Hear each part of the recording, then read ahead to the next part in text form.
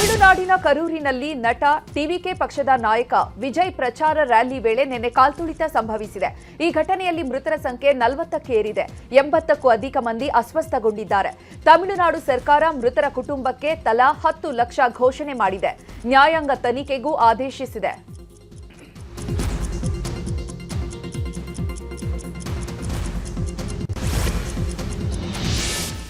ಕರೂರು ಕಾಲ್ತುಳಿತ ಪ್ರಕರಣ ಸಂಬಂಧಪಟ್ಟಂಗೆ ಜಿಲ್ಲಾಧಿಕಾರಿ ಎಂ ತಂಗವೇಲ್ ಇವತ್ತು ಸುದ್ದಿಗೋಷ್ಠಿ ಮಾಡಿದ್ರು. ಇದೇ ವೇಳೆ ಮಾತನಾಡಿದ ಅವರು, ಮುಖ್ಯಮಂತ್ರಿಗಳು ರಾತ್ರಿ ತಕ್ಷಣ ಆಗಮಿಸಿ ಗಾಯಾಳುಗಳಿಗೆ ಸೂಕ್ತ ಚಿಕಿತ್ಸೆ ನೀಡೋಕೆ ಆದೇಶ ಮಾಡಿದ್ರು. ಆಸ್ಪತ್ರೆಯಲ್ಲಿ ಸಹಾಯ ಕೇಂದ್ರವನ್ನ ತೆರೆಯಲಾಗಿದೆ. ಹೆಚ್ಚಿನ ಸಾವುಗಳನ್ನು ತಡೆಯಲು ಜಿಲ್ಲಾಡಳಿತ ಹಾಗೂ ಸರ್ಕಾರ ಕ್ರಮ ಕೈಗೊಂಡಿದೆ ಅಂತ ತಂಗವೇಲ್ ತಿಳಿಸಿದ್ದಾರೆ. ತಮಿಳುನಾಡಿನಲ್ಲಿ ವಿಜಯ್ ರ್ಯಾಲಿ ವೇಳೆ ಕಾಲ್ತುಳಿತದಿಂದ 40 ಜನ ಸಾವನ್ನಪ್ಪಿದ ಸಂಬಂಧ ರಾಜಕೀಯ ಜೋರಾಗಿದೆ. ಡಿಎಂಕೆ ಸರ್ಕಾರದ ವಿರುದ್ಧ ಎಐಎಡಿಎಂಕೆ ಆರೋಪ ಮಾಡಿದೆ. ರ್ಯಾಲಿ ವೇಳೆ ವಿದ್ಯುತ್ ಸ್ಥಗಿತದಿಂದ ಜನ ಹೆದರಿದ್ದಾರೆ. ಭೀತಿಯಿಂದ ಜನ ಓಡುವಾಗ ಲಾಠಿ ಚಾರ್ಜ್ ಆಗಿದೆ. ಪೊಲೀಸರು ಲಾಠಿ ಚಾರ್ಜ್ ಮಾಡಿದ್ದಕ್ಕೆ ಕಾಲ್ತುಳಿತವಾಗಿದೆ. ಇದಕ್ಕೆ ಪ್ರತಿಕ್ರಿಯೆ ನೀಡಿದ್ದ ಡಿಎಂಕೆ ಪಕ್ಷ ವಿಜಯ್ 6 ಗಂಟೆ ತಡವಾಗಿ ಬಂದಿದ್ದಕ್ಕೆ ದುರಂತ ಸಂಭವಿಸಿದೆ ಅಂತ ಹೇಳಿದೆ.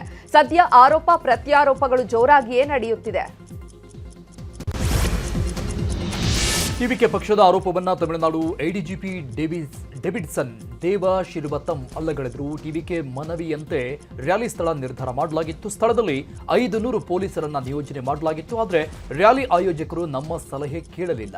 ಸ್ಥಳದಲ್ಲಿ ಯಾವುದೇ ಕಲ್ಲು ತೂರಾಟ ಆಗಿರಲಿಲ್ಲ. ಜನದಟ್ಟಣೆ ಹೆಚ್ಚಾಗಿ ಕೆಲವರು ಅಸ್ವಸ್ಥರಾಗಿ ಬಿದ್ರು ಅಂತ ಎಡಿಜಿಪಿ ಹೇಳಿದ. ಕರೂರು ಮೆಡಿಕಲ್ ಕಾಲೇಜು ಬಳಿ ಮೃತರ ಕುಟುಂಬಸ್ಥರ ಆಕ್ರಂದನ ಮುಗಿಲು ಮುಟ್ಟಿದೆ. ಪೋಸ್ಟ್ ಮಾರ್ಟಂ ಬಳಿಕ ಮೃತದೇಹಗಳನ್ನು ಕುಟುಂಬಸ್ಥರಿಗೆ ಹಸ್ತಾಂತರ ಮಾಡಲಾಗ್ತಾ ಇದೆ. ಇನ್ನು ಆಸ್ಪತ್ರೆ ಬಳಿ ಸೇರಿದ ಕುಟುಂಬಸ್ಥರು ತಮ್ಮವರನ್ನ ಕಳೆದುಕೊಂಡ ನೋವಿನಲ್ಲಿ ಕಣ್ಣೀರಲ್ಲಿ ಕೈತೊಳೆಯುವಂತಾಗಿದೆ.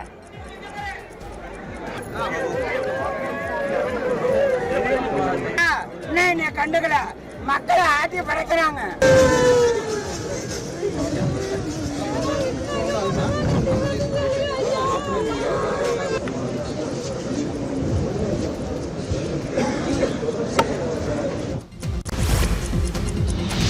ತಮಿಳುನಾಡಲ್ಲಿ ಕಾಲ್ತುಳಿತ ಪ್ರಕರಣ ಸಂಬಂಧಪಟ್ಟಂಗೆ ಡಿಸಿಎಂ ಡಿಕೆ ಶಿವಕುಮಾರ್ ರಿಯಾಕ್ಷನ್ ಕೊಟ್ಟರು. ಬೆಂಗಳೂರಲ್ಲಿ ಮಾತನಾಡಿದ ಅವರು, ತಮಿಳುನಾಡಲ್ಲಿ ನಡೆದ ದುರಂತ ನಮಗೆಲ್ಲ ದುಃಖ ತಂದಿದೆ.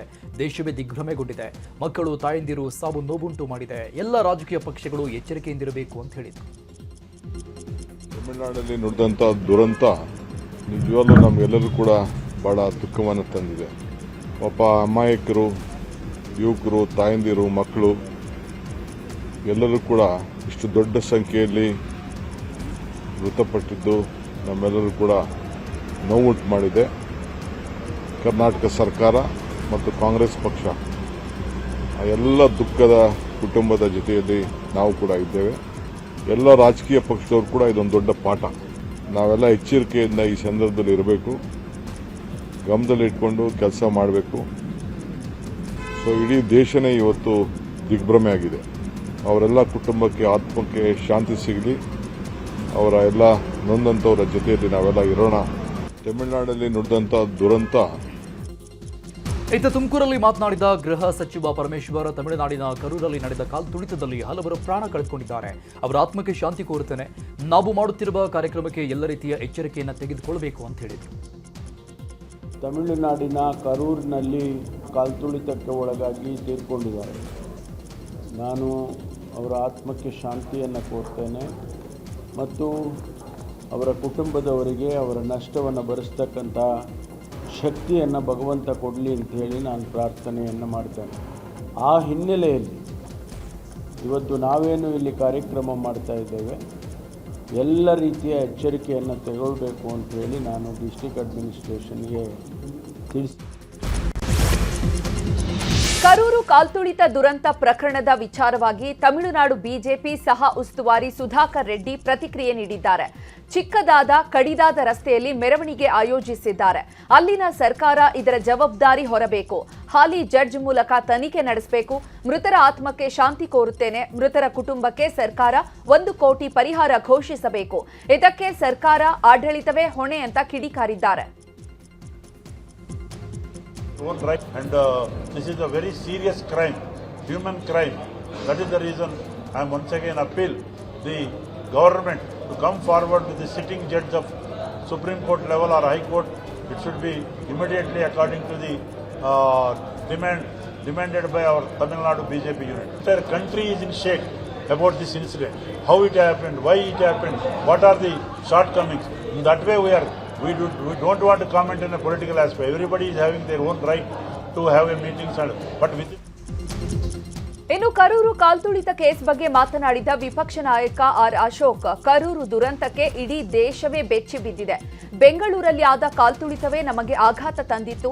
ಈಗ ಅದಕ್ಕಿಂತ ದೊಡ್ಡ ದುರಂತ ಸಂಭವಿಸಿದೆ. ಡಿಎಂಕೆ ಸರ್ಕಾರ ಜವಾಬ್ದಾರಿಯಿಂದ ನುಣುಚಿಕೊಂಡು ವಿಜಯ್ ತಲೆಗೆ ಕಟ್ಟುವಂತಹ ಕೆಲಸ ಮಾಡ್ತಾ ಇದೆ. ಕಾಲ್ತುಳಿತ ಆಗಲು ಸರ್ಕಾರವೇ ನೇರ ಕಾರಣ ಅಂತ ಕಿಡಿಕಾರಿದ್ದಾರೆ. ಇನ್ನು ಇದೇ ವಿಚಾರವಾಗಿ ವಿಜಯೇಂದ್ರ ಕೂಡ ಪ್ರತಿಕ್ರಿಯಿಸಿದ್ದಾರೆ.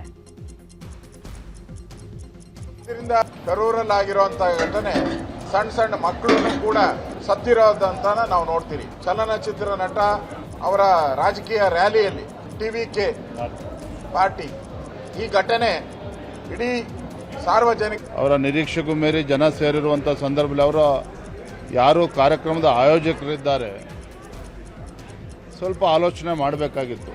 ನಾವು ಕರ್ನಾಟಕದಲ್ಲಿ ಕೂಡ ಇತ್ತೀಚೆಗೆ ಏನು ಚಿನ್ನಸ್ವಾಮಿ ಕ್ರೀಡಾಂಗಣದಲ್ಲಿ ನಡೆದಂಥ ಕಾಲ್ತುಳಿತ ಪ್ರಕರಣ ಇನ್ನೂ ಕೂಡ ನಮ್ಮ ಕಣ್ಮುಂದೆ ಹಾಗೇನೇ ಇದೆ, ಇನ್ನೂ ಕೂಡ ಮಾಸಿಲ್ಲ. ಇದರ ನಡುವೆ ತಮಿಳುನಾಡಲ್ಲಿ ಆಗಿರ್ತಕ್ಕಂಥದ್ದು ನಿಜವಾಗ್ಲೂ ಕೂಡ ಭಾಳ ದುಃಖ ತರುವಂಥ ಸಂಗತಿ. ಅಲ್ಲಿನ ಸರ್ಕಾರ ಇದ್ರ ಬಗ್ಗೆ ಗಮನಿಸ್ತಾರೆ ಅವರ ಯಾದಗಿರಿಯಲ್ಲಿ ಭೀಮಾ ನದಿ ಅಬ್ಬರ ಜೋರಾಗಿದೆ. ನಗರದ ಹಲವು ಕಡೆ ನದಿ ನೀರು ನುಗ್ಗಿದ್ದು ಭೀಮಾ ನದಿ ನೀರು ಹೊಡೆತಕ್ಕೆ ಬಡಾವಣೆಗಳಿಗೆ ಜಲಾವೃತಗೊಂಡಿದ್ದು ಯಾದಗಿರಿ ನಗರದ ಜಲಪ್ರಳಯದ ದೃಶ್ಯ ಡ್ರೋನ್ ಕ್ಯಾಮೆರಾದಲ್ಲಿ ಸೆರೆಯಾಗಿದೆ.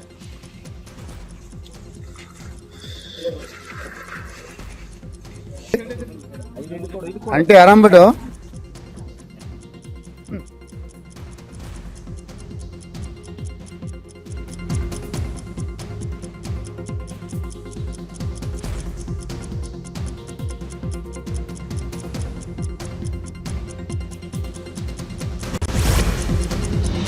ಭೀಮಾ ನದಿ ಪ್ರವಾಹದ ಹಿನ್ನೆಲೆ ಇಂದು ವಿಜಯಪುರ ಜಿಲ್ಲೆಗೆ ಜಿಲ್ಲಾ ಉಸ್ತುವಾರಿ ಸಚಿವ ಎಂಬಿ ಪಾಟೀಲ್ ಭೇಟಿ ನೀಡಿದ್ರು. ಪ್ರವಾಹ ಪೀಡಿತ ಆಲಮೇಲ ತಾಲೂಕಿನ ಕುಮಸಗಿ ಗ್ರಾಮಕ್ಕೆ ಭೇಟಿ ನೀಡಿದ ಸಚಿವರು ಅಲ್ಲಿನ ಪರಿಸ್ಥಿತಿ ಕುರಿತು ಮಾಹಿತಿಯನ್ನು ಪಡೆದರು. ಬಳಿಕ ಸಂತ್ರಸ್ತರ ಕಾಳಜಿ ಕೇಂದ್ರಕ್ಕೆ ಭೇಟಿ ನೀಡಿದ ಎಂಬಿ ಪಾಟೀಲ್ ಅಭಯ ನೀಡಿದ್ರು. ನಮಗೆ ಊರು ಶಿಫ್ಟ್ ಮಾಡಿ ಕೊಡಿ ಅಂತ ಸಚಿವರ ಮುಂದೆ ಸಂತ್ರಸ್ತರು ಅಳಲು ತೋಡಿಕೊಂಡ್ರು. ಎಲ್ಲಿನೂ ಕೂಡ ಈಗ ಆದಾಗ ಹೂ ಅಂತೀರಿ, ಕಡಿಮೆ ಆದ್ಮ್ಯಾಗ ಮತ್ತೆ ನೀವು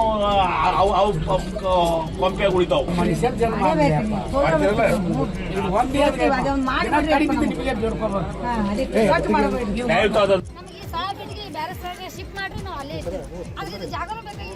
ಅದನ್ನ ಶಿಫ್ಟ್ ಮಾಡಿದಾಗ ಸರ್ಕಾರಕ್ಕೆ ನಾವು ಪ್ರಸ್ತಾವನೆ ಮಾಡ್ತೀವಿ.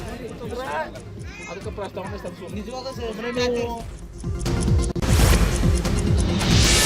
ಕಲಬುರಗಿಯಲ್ಲಿಯೂ ಭಾರಿ ಮಳೆ ಆಗ್ತಾ ಇದೆ. ಚಿತ್ತಾಪುರ ತಾಲೂಕಿನಲ್ಲಿ ಕಾಗಿಣಾ ನದಿ ಪ್ರವಾಹಕ್ಕೆ ಕಡಬೂರು, ಇಂಗಳಗಿ, ಕೊಲ್ಲೂರು, ಕುಂದನೂರು ಸೇರಿ 10 ಗ್ರಾಮಗಳು ಜಲಾವೃತವಾಗಿವೆ. ಮನೆಗೆ ನೀರು ನುಗ್ಗಿದ್ದು ಪರಿಣಾಮ ಗೃಹೋಪಯೋಗಿ ವಸ್ತುಗಳು ನೀರು ಪಾಲಾಗಿದ್ದಾವೆ. ಮನೆ ಮಠ ಕಳೆದುಕೊಂಡು 100 ಕುಟುಂಬಗಳು ಬೀದಿಗೆ ಬಿದ್ದಿವೆ.